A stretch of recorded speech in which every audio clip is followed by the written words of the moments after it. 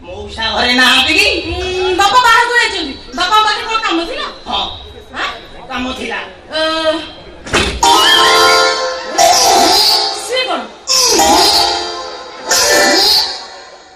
କେତେ ପଶିଛି କେତେ ବାହାରିଛି ଆଉ ତାର ହିସାବ କରି ମଉସାଙ୍କ ହାତରେ ଧରେଇ ଦେଇଥାନ୍ତି। ମାନେ ବିଲ୍ କରେଣ୍ଟ ବିଲ୍ ମାନେ ଏ ମାସରେ ତମ ମିଟରରେ କେତେ କରେଣ୍ଟ ଖାଇଛି ଆଉ ତାର ବିଲ୍ ଆଉ ମାନେ ତମେ